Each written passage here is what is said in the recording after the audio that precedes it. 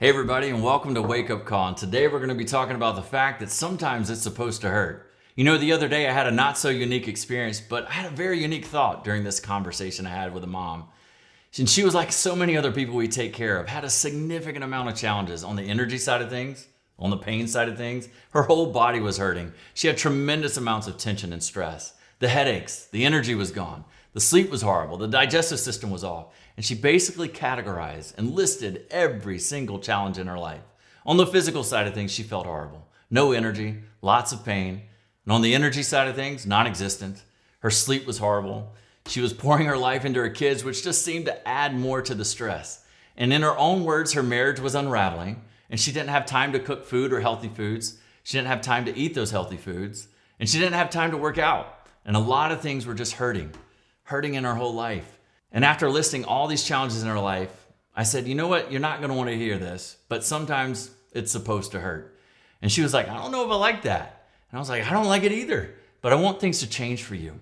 But sometimes in life, many times in life, it's supposed to hurt. You know that with all of our advances as humans, with this frontal lobe, we should be the smartest species on the planet. Sometimes I don't think that we are. It hurts sometimes in our life.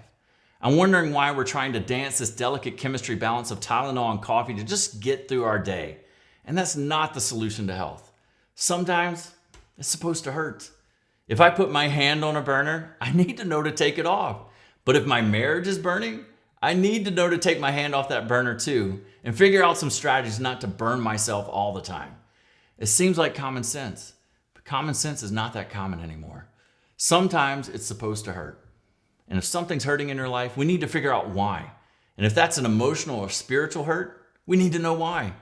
I think C.S. Lewis said it best. He said a lot of people say, I have a spirit. He's like, you don't have a spirit. You are a spirit. You have a body.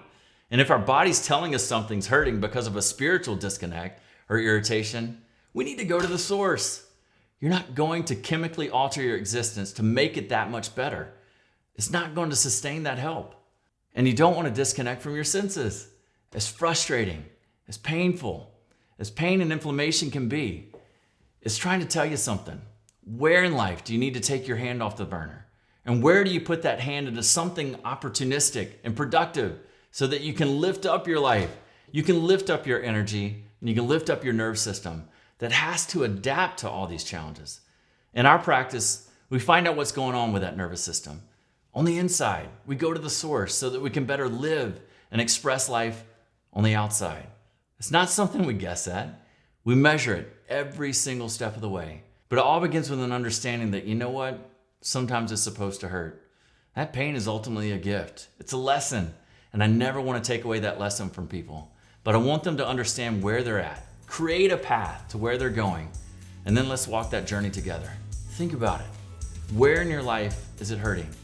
And where can we move forward from that lesson?